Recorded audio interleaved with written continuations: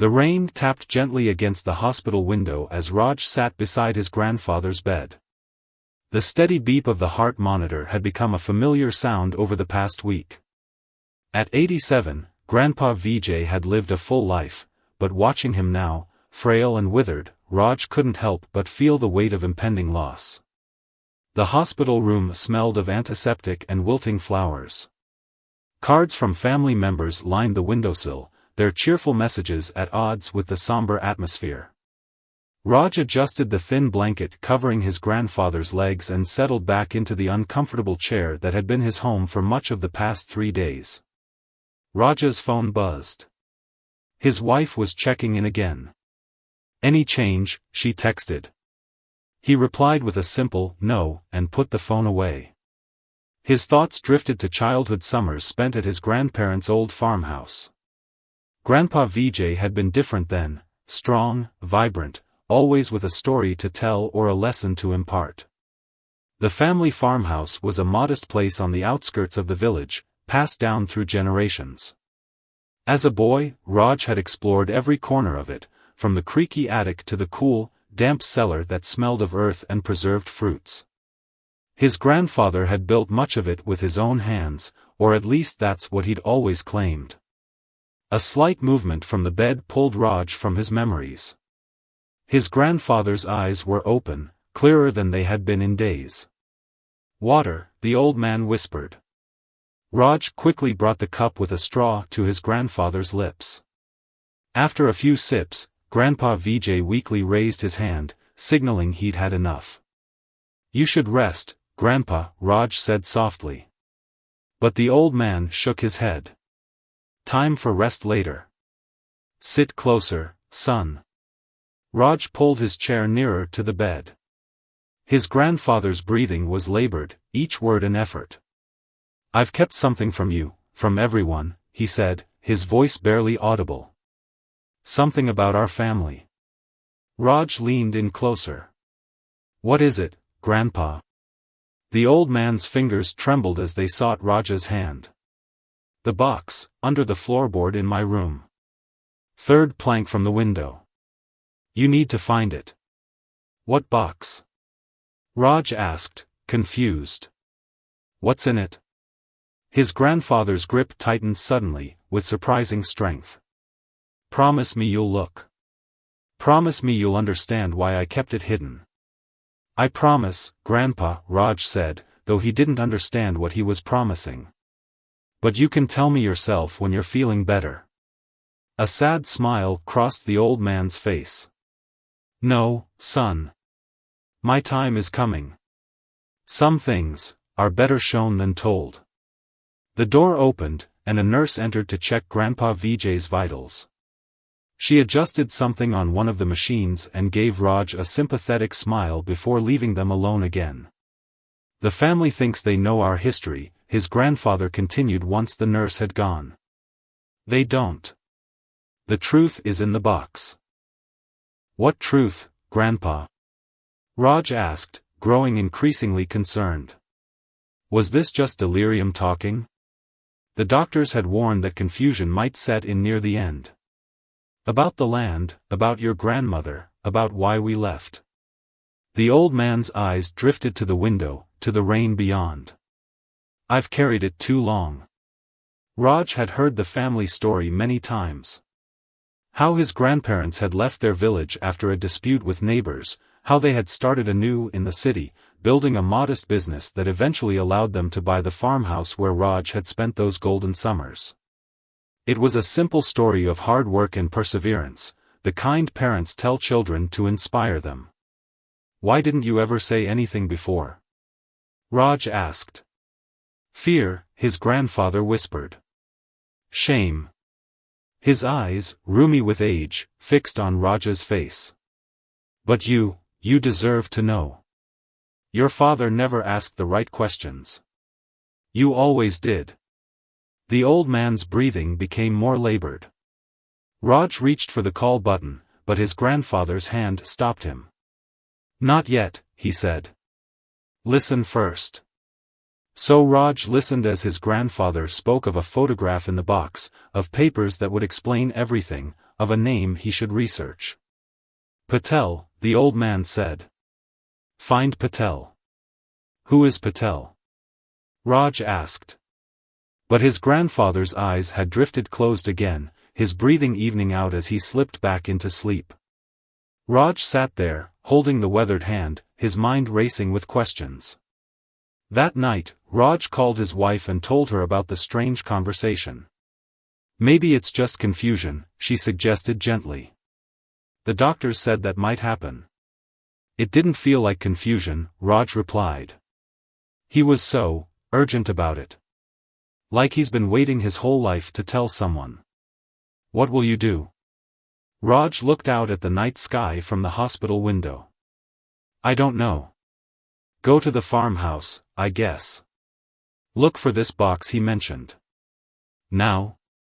It's almost midnight. No, not now. But soon. Very soon. 3 days later, Grandpa Vijay passed away peacefully in his sleep.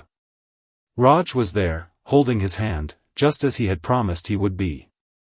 The old man never mentioned the box again, never spoke another word about the secret he had carried. The funeral was a quiet affair. Family members from across the country gathered to pay their respects. Raj watched them, wondering if any of them knew what his grandfather had been hiding. Their faces revealed nothing, just grief and the solemn reverence that comes with saying goodbye. After the ceremonies were complete and the relatives had returned to their homes, Raj drove to the old farmhouse. It had stood empty since his grandmother's passing 5 years earlier. The family had kept it, unable to part with the property but also unable to decide what to do with it. Dust covers draped the furniture like ghosts, and the air was stale with disuse. Raj made his way to his grandfather's bedroom. Sunlight filtered through grimy windows, casting long shadows across the wooden floor. Third plank from the window, his grandfather had said. Raj knelt down and ran his fingers along the edge of the board. It didn't budge at first, but after some effort, he managed to work it loose. The space beneath was dark. Raj used his phone's flashlight to peer inside. There, nestled in the darkness, was a metal box, about the size of a thick book. He reached in and pulled it out, his heart pounding with anticipation and a touch of fear. The box was locked, but the key was taped to the bottom. Raj's hands trembled slightly as he inserted it into the lock. With a soft click, the lid opened. Inside lay a yellowed envelope, a faded photograph, and what appeared to be a deed or some official document. Raj lifted out the photograph first. It showed a young man who looked remarkably like his grandfather standing beside a stern-faced older man in front of a large house, much grander than the farmhouse Raj knew. He turned the photograph over. On the back, in faded ink, was written, Vijay and Samir Patel, 1955. Patel. The name his grandfather had mentioned. But Raj's family name wasn't Patel. It was Singh. Confused, Raj opened the envelope. Inside was a letter, written in his grandfather's distinctive handwriting. He began to read, and as the words sank in, the world as he knew it began to shift beneath his feet. My dear grandson, the letter began. If you are reading this, then I have finally found the courage to tell you the truth, even if only in my final moments. Raj's hands trembled as he held the letter. The paper felt delicate, as if the weight of its secrets might cause it to crumble.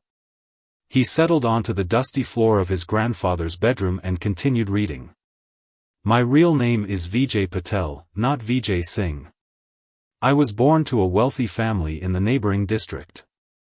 My father, Samir Patel, owned large tracts of land and was a man of considerable influence.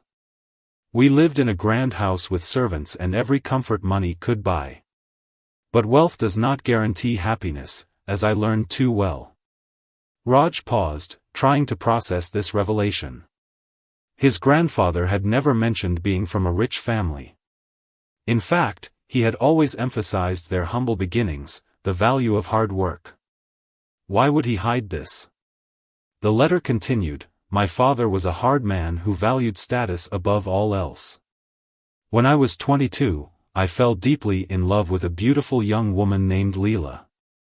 She worked in our household, helping the cook.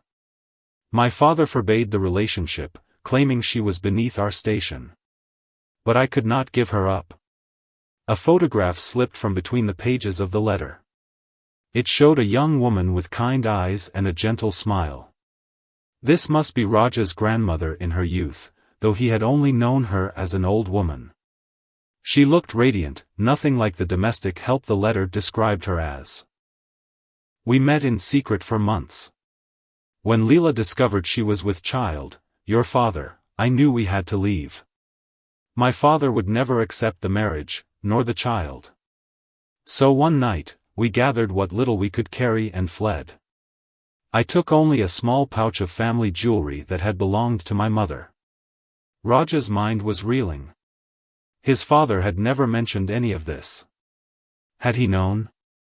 Or had his grandfather kept this secret from everyone? We changed our surname to Singh, a common enough name that would not draw attention. I sold one of the smaller pieces of jewelry, a gold pendant, to buy the farmhouse and some land. It was a humble beginning, far from the luxury I had known, but we were happy. Leela was the strongest person I ever knew. She never complained, never longed for more than what we had together. Outside, the afternoon sun was beginning to dip toward the horizon, casting long shadows across the farmhouse yard. Raj glanced up, suddenly aware of how much time had passed while he sat reading. But he couldn't stop now. Over the years, I heard news of my father. He disowned me publicly, claiming I had died. He told everyone in our community that I had drowned in a boating accident. In his anger, he even held a funeral ceremony. Perhaps it was easier for him to mourn a dead son than acknowledge one who had defied him. Raj set down the letter and reached for the official document he had seen in the box. It was a death certificate in the name of Vijay Patel, dated just weeks after his grandparents must have fled. His grandfather had been legally dead for over 60 years. The thought sent a chill through him. He returned to the letter. I never contacted my father again, though I missed my mother terribly. I learned of his death through a newspaper some 15 years after we left. By then, your father was a teenager, and we had established our small business in the city. The farmhouse had become our weekend retreat, our true home. The business, a small textile shop that had grown into a respectable retail operation, had supported the family for decades. Raj had always assumed it was built entirely from scratch. Here is what you must know, Raj. According to the legal papers enclosed, upon my father's death, his estate should have passed to me, his only child. But since I was dead, it went to his brother's family, your great-uncle Nikhil, whom you've never met. The Patels grew their wealth over the decades, building on what my father had accumulated. Raj searched through the box and found another document, this one a copy of Samir Patel's will, naming Vijay as the primary heir, with a contingency that the estate would pass to Samir's brother in the event of Vijay's death. I never reclaimed my identity or my inheritance. The love I shared with your grandmother was worth more than all my father's riches. We built our life on truth and hard work, not on the foundation of a family that valued status over happiness. But now that I am gone, you should know that the Patel fortune rightfully belongs to our family. Raj set the letter down and stared out the window. The sun was setting now, painting the sky in shades of orange and pink. His mind was a jumble of thoughts and emotions. His entire family history had just been rewritten. The letter's final paragraphs held one more surprise. I recently learned that the Patel Industries, now run by your distant cousin Rohan, is facing financial trouble. Their business empire has grown too fast, taken too many risks. They might be forced to sell ancestral lands, lands that should have been ours. I have enclosed a recent news article about their situation. Sure enough, beneath the letter was a newspaper clipping, dated just 2 months earlier. The headline read, Patel Industries faces bankruptcy, century-old business empire on the brink. I never sought revenge against my father or his family. I found my happiness with Leela and our children. But perhaps there is justice in telling you the truth now. What you do with this information is your choice. You could reclaim what is rightfully ours, or you could let the past remain buried, as I have done all these years. I trust your judgment, just as I trust your heart. The letter ended with a simple signature, your loving grandfather, Vijay Patel, Singh. Raj sat in silence as darkness fell around him. The farmhouse creaked and settled, familiar sounds that had been the backdrop of so many happy memories. But now everything felt different. The house, his family history, his very identity, all transformed by his grandfather's revelations. He pulled out his phone and searched for Patel Industries. Dozens of recent news articles appeared, all confirming what his grandfather's letter had stated. The company was indeed on the verge of collapse, with debts mounting and assets being liquidated to cover losses. A photograph in one article showed Rohan Patel, a man about Raj's age, with features that bore an unsettling resemblance to his own. This was his cousin, though they had never met, never known of each other's existence. Raj gathered the documents and carefully replaced them in the metal box.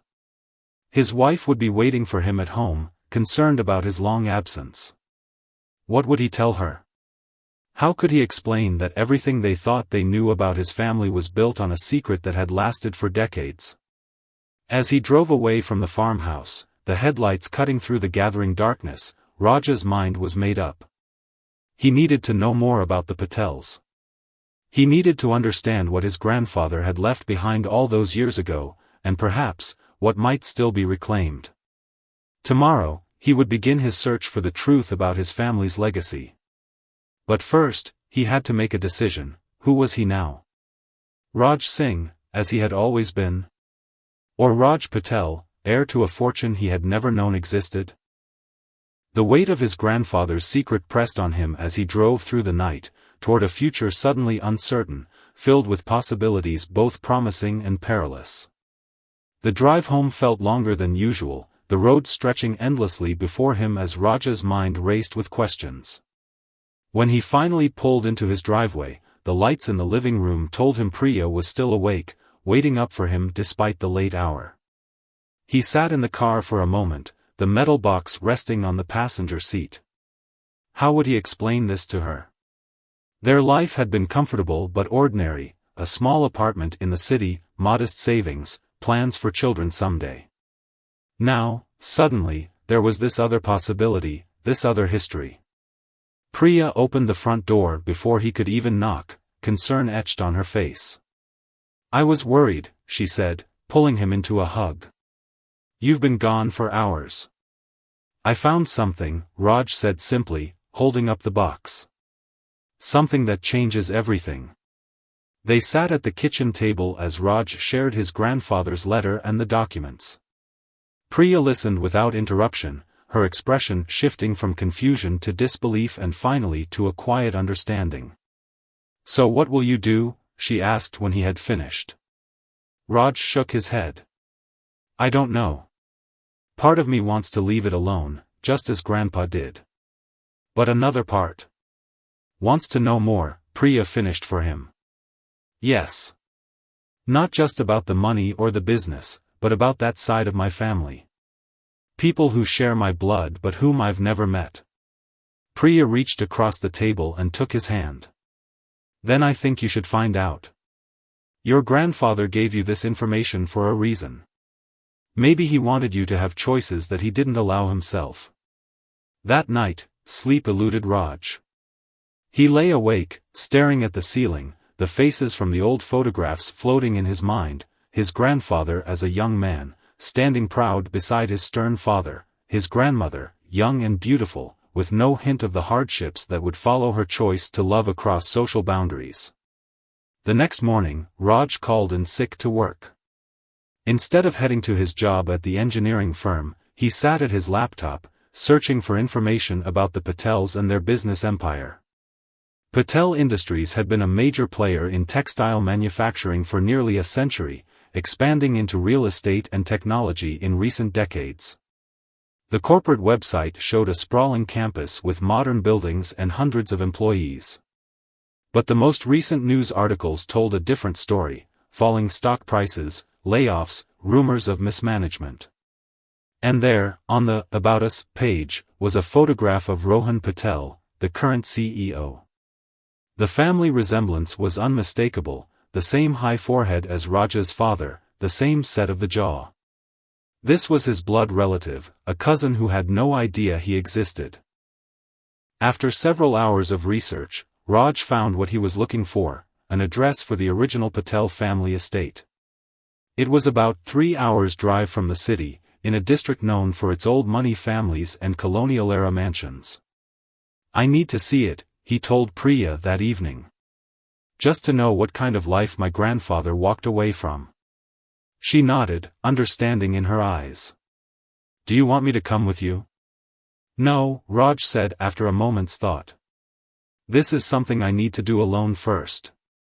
To make sense of it all before I decide what to do next." The next day, Raj set out early. The drive took him through changing landscapes, from the crowded city to suburban sprawl, and finally to rolling countryside dotted with farms and occasional villages. Using the maps on his phone, he navigated to the address he had found. As he turned onto a tree-lined private road, Raj's heart began to pound. A large stone gateway marked the entrance, with the name Patel carved into one of the pillars. The driveway beyond curved through manicured gardens, leading to a mansion that took his breath away. It was a massive structure of stone and brick, 3 stories tall, with wide verandas and a dozen chimneys.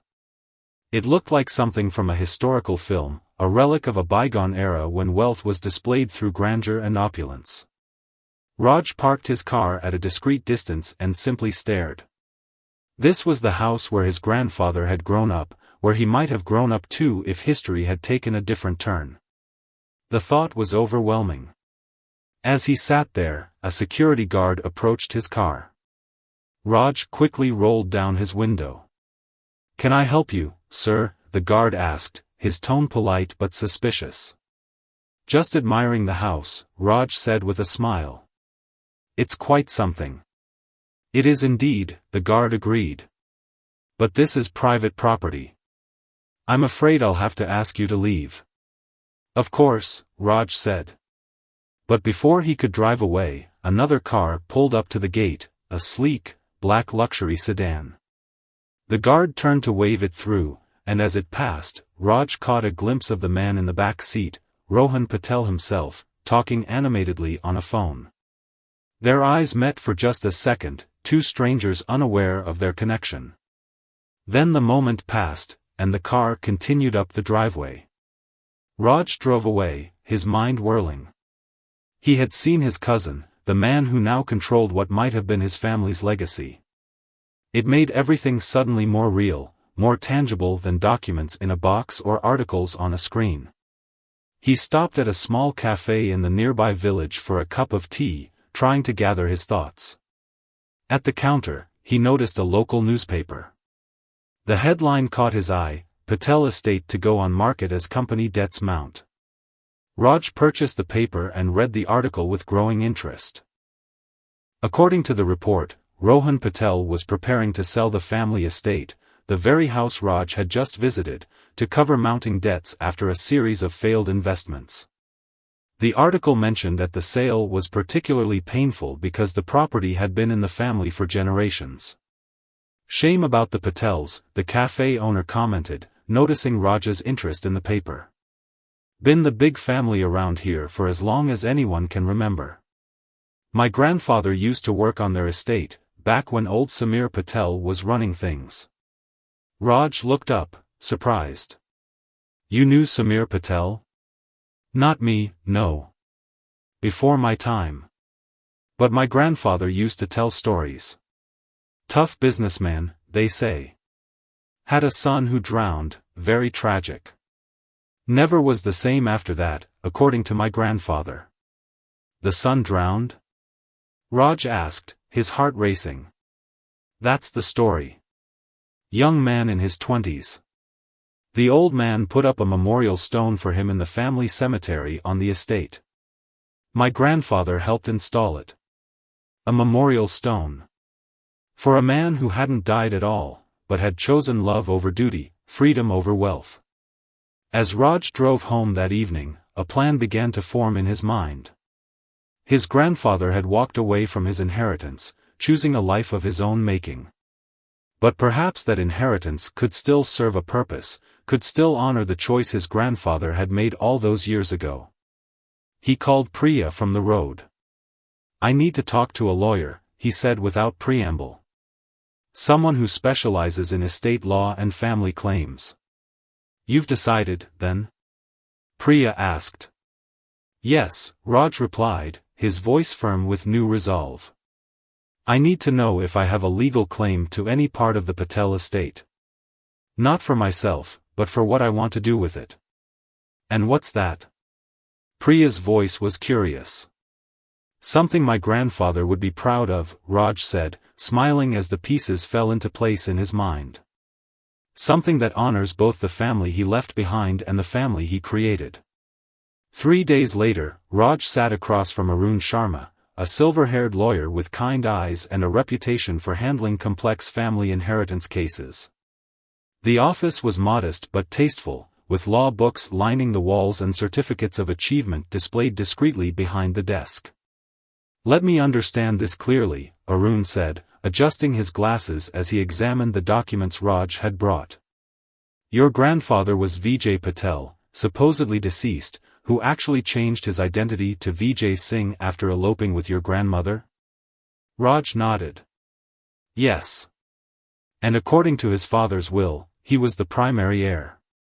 But since everyone believed he was dead, the estate went to his uncle's family." Arun studied the yellowed death certificate, then the copy of Samir Patel's will. "This is quite extraordinary. In my 30 years of practice, I've never encountered a case quite like this. Do I have any legal claim?" Raj asked, leaning forward in his chair. The lawyer tapped his fingers thoughtfully on the desk. "Possibly. The statute of limitations on inheritance claims is complex, especially when dealing with presumed death. But the fact that your grandfather never came forward to refute the death certificate complicates matters." He looked up at Raj. "May I ask why you're pursuing this now? Is it purely financial interest?" Raj shook his head. "No. I mean, I won't pretend the money isn't significant. But it's more about setting things right. Honoring my grandfather's memory and the choice he made." Arun nodded, seeming satisfied with the answer. "I'll need to do some research. This isn't a straightforward case, and I suspect the current Patel family would fight any claim vigorously. Are you prepared for that? For your identity to become public, for possible media attention?" The thought gave Raj pause. He had considered the legal hurdles but not the personal exposure such a case might bring. I think so. Yes. Very well. Leave these documents with me, I'll have copies made and return the originals to you. Give me a week to research the legal precedents, and we'll talk again." As Raj left the lawyer's office, his phone rang. It was his father. "Son, your mother and I are worried. You haven't returned our calls since the funeral. Is everything all right?" Guilt washed over Raj. In the whirlwind of discovery, he had neglected to keep in touch with his parents. They knew nothing of the secret he had uncovered, a secret that would reshape their family history as well. "I'm sorry, Dad. Things have been complicated. Can I come over tonight? There's something important I need to share with you both." That evening, Raj sat in his parents' living room, the metal box on the coffee table between them. His father, Ajay, a man in his 60s with salt and pepper hair and his grandfather's gentle eyes, looked at it curiously. "What's this about, son?" he asked. "It's about Grandpa. About who he really was." Slowly, carefully, Raj revealed everything: the letter, the documents, the true identity of Vijay Singh. As he spoke, he watched his father's face for signs of prior knowledge, any indication that he had been aware of his own father's secret. But all he saw was shock, then disbelief, and finally a quiet, profound sadness. "He never told me," Ajay whispered when Raj had finished. "All those years, my own father. You didn't know?" Raj's mother asked, placing a comforting hand on her husband's arm. Ajay shook his head. "Not a word. He always said he came from a simple farming family, that they had little but were happy." He looked up at Raj. "Show me the photograph again." Raj handed him the faded picture of young Vijay standing beside his father Samir. Ajay studied it intensely. "I can see it now," he said softly. "The resemblance to the man in the portrait at the farmhouse. I always thought it was just some distant relative." He set the photograph down gently. "My whole life, a story built on half-truths." "I don't think he meant to deceive you, Dad," Raj said. "I think he was protecting you, and himself, from a painful past. But why keep it a secret until his death? Why not tell me when I was an adult, when I could understand?" Raj had no answer for that. It was the same question he had been asking himself since reading the letter. "What will you do now?" his mother asked, looking at the document spread across the table. "I've spoken to a lawyer. There might be a legal claim to part of the Patel estate, given Grandpa was the rightful heir." His father looked up sharply. "You're going to pursue this? After all these years?" "Not for the reasons you might think," Raj said quickly. "I've been doing research. The Patel business is failing. They're selling off assets, including the family estate. If I have a claim, I want to use it to preserve something important, not just for us, but for Grandpa's memory." "What do you mean?" his father asked. "The Patel estate includes not just the mansion but acres of surrounding land. Land that's been in the family for generations. I was thinking, what if we could turn part of it into something that honors both sides of Grandpa's life? A community center, perhaps, or a school named after him and Grandma." His parents exchanged a look, surprise giving way to thoughtful consideration. "That's a beautiful idea," his mother said finally. His father nodded slowly, eyes glistening with unshed tears. "He would have liked that, I think. Something that acknowledges where he came from, but also celebrates the life he chose." The next morning, Raj received an unexpected call from Arun Sharma. "I've been doing some preliminary research," the lawyer said without preamble.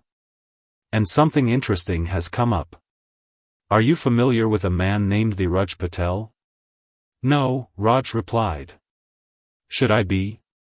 He was Rohan Patel's grandfather, your grandfather's cousin. According to my sources, he left a sealed letter with the family attorney, to be opened only in the event the family was forced to sell the ancestral home." Raj's heart quickened. And the home is now being sold. The letter was opened last week. What did it say? There was a pause on the line. "I don't know the exact contents. But I have a contact in that law firm who tells me it has caused quite a stir within the Patel family. Apparently, Dheeraj suspected that Vijay's death might have been fabricated." "He knew?" Raj asked, astonished. "Not precisely. But he had suspicions. The letter reportedly suggests that if evidence ever emerged that Vijay had in fact lived, his descendants should be welcomed back into the family fold and given their rightful share. It seems not everyone in the family agreed with Samir's harsh treatment of your grandfather." Raj sat down heavily. "So what does this mean for any potential claim?" "It means," Arun said, his voice taking on an excited edge, "that we might find allies within the Patel family itself. I suggest we arrange a meeting with Rohan Patel. Not confrontational, but conciliatory. To present your evidence and see if we can reach an amicable resolution." After hanging up, Raj stood by the window of his apartment, watching the city bustle below. Things were moving faster than he had anticipated. Soon he would come face to face with the cousin he had glimpsed through a car window, a cousin who might now be learning that his family history, like Raj's, was built on secrets and half-truths. Raj wondered how Rohan would react. Would he see Raj as a threat, an opportunist trying to claim a piece of the failing family business? Or would he recognize the branch of the family tree that had been severed decades ago, now seeking not revenge but reconciliation? Whatever happened next, Raj knew there was no going back. The secret his grandfather had whispered on his deathbed had set in motion events that would change not just his life, but the lives of everyone connected to the Patel name. The Patel corporate headquarters occupied the top 5 floors of a gleaming glass tower in the financial district. Raj stood in the lobby, his reflection fractured across the polished marble surfaces surrounding him. He straightened his tie and checked his watch, 10 minutes early for the meeting that could change everything. Arun Sharma stood beside him, briefcase in hand, projecting the calm confidence of a man who had navigated complex negotiations for decades. "Remember," the lawyer said quietly, "we're here to open a dialogue, not make demands. Let them see you as family first, claimant second." Raj nodded, though his stomach churned with anxiety. After a week of phone calls and email exchanges, Rohan Patel had agreed to meet them. The message had been conveyed through lawyers, formal and non-committal, giving no hint of how Rohan had reacted to the news that his supposedly drowned great-uncle had actually lived a full life under another name. A sleek elevator whisked them to the top floor, where a receptionist led them to a conference room with floor-to-ceiling windows overlooking the city. Raj could see for miles, the urban sprawl, the green parks, and in the far distance, the rural landscapes where both the Patel estate and his grandfather's humble farmhouse stood, worlds apart yet connected by bonds of blood and history. The door opened, and Rohan Patel entered, followed by an older woman and a young man about Raj's age. Rohan was taller in person than he had appeared in photographs, with the same confident stride that Raj had glimpsed through the car window. He extended his hand, his expression guarded but not hostile. "Mr. Singh," he said, his grip firm. "Or should I say, Mr. Patel?" "Raj is fine," Raj replied, suddenly unsure which surname he should claim. Rohan nodded and introduced his companions, his mother, Indira, and his younger brother, Vikram. Indira Patel studied Raj with undisguised curiosity, her eyes lingering on his features in a way that made him wonder if she was searching for family resemblances. They sat around the polished conference table, the initial pleasantries giving way to the matter at hand. Arun presented the documents, the letter, the photographs, the death certificate, the will, laying out the evidence of Vijay Patel's true fate and Raj's lineage. Rohan examined each item carefully, his expression unreadable. When he finally looked up, his eyes met Raj's directly. "I must admit," he said, "when my lawyer first brought this to my attention, I thought it was some kind of elaborate scam. But these documents, and, frankly, looking at you in person, it's hard to deny the connection." "We've had our own expert authenticate the documents," Indira added. "And they appear genuine. Which leaves us with a rather extraordinary situation." Raj glanced at Arun, who gave him a slight nod of encouragement. "I want to be clear," Raj said, "I'm not here to disrupt your lives or demand what might technically be mine. My grandfather chose to walk away from all this. He built a good life with the woman he loved. Yet here you are," Vikram said, speaking for the first time, his tone not accusatory but measured, curious. "I'm here because my grandfather wanted me to know the truth. And because I believe that truth matters, even after all these years." Rohan leaned forward. "Dheeraj, my grandfather, left a letter. Did your lawyer tell you?"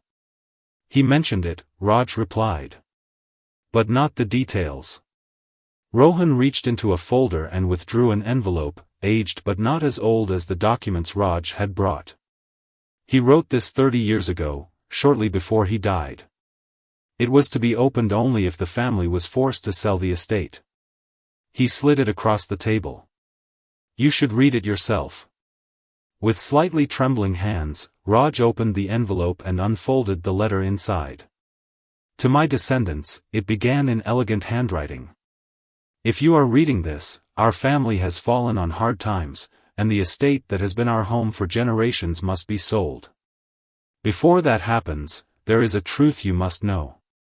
My cousin Vijay did not die in 1955 as we were told. I have no proof, only a boy's memories and a lifetime of reflection. But I remember the day the news came, and I remember my uncle Samir's face, not grief-stricken as one would expect, but hard with anger. I remember whispered conversations that stopped when I entered a room. I remember a servant girl who disappeared the same day Vijay supposedly drowned, though no one would speak of her. I believe Vijay left by choice, perhaps with this girl, and that my uncle found it easier to declare him dead than to admit his son had defied him. If I am right, and if any descendant of Vijay should ever come forward, I ask that they be acknowledged as true Patels. The blood that flows in their veins is the same as ours, and the estate that has sheltered our family should recognize them as rightful heirs. Raj looked up, emotions warring within him, gratitude toward this great uncle he had never known, who had suspected the truth and sought to right an old wrong, even from beyond the grave. There's more, Rohan said quietly. Raj returned to the letter. Furthermore, if such descendants exist, I allocate to them a portion of my personal inheritance, namely, the eastern fields and the summer house, along with its surrounding gardens. These were always Vijay's favorite places as a boy, and it seems fitting they should belong to his line. Raj set the letter down, momentarily speechless. The summer house still stands, Indira said into the silence. It's a lovely building at the edge of the estate, with views of the valley. Viraj maintained it meticulously throughout his life, though we never understood why he was so attached to it. Now we know, Vikram added softly. Rohan cleared his throat. We're prepared to honor my grandfather's wishes. The estate itself must still be sold, our financial situation leaves no alternative. But the summer house and its lands were held in a separate trust, under the Raja's direct control. They can be transferred to you, legally and without contest.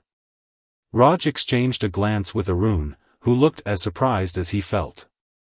They had come hoping for recognition, perhaps a modest settlement, not a gift of property that had been preserved, seemingly waiting for this very moment. I don't know what to say, Raj admitted. Say you'll accept it, Indira replied. It would mean a great deal to us to fulfill the Raja's wishes. And, Rohan added, we'd like to know more about your grandfather, about Vijay's life, the family he built, the man he became. We've lived with a ghost, a family tragedy. You've lived with the truth. The meeting continued for another hour, the initial formality giving way to a genuine curiosity on both sides. Raj shared stories of his grandfather, the farm, the business he had built from nothing. The Patels, in turn, spoke of family traditions, of photographs in albums where Vijay's face had been carefully preserved despite his supposed death. As they prepared to leave, Rohan took Raj aside. There's something else you should see, he said. The memorial stone my great-grandfather erected for your grandfather. It's still there, in the family cemetery on the estate grounds. I'd like that, Raj replied. Perhaps next weekend? We could show you the summer house as well. Bring your family, your father should see it too. After all, he's as much a Patel as you or I. As Raj left the building with Arun, stepping back into the bright sunlight, he felt lighter somehow, as if a burden he hadn't known he was carrying had been lifted.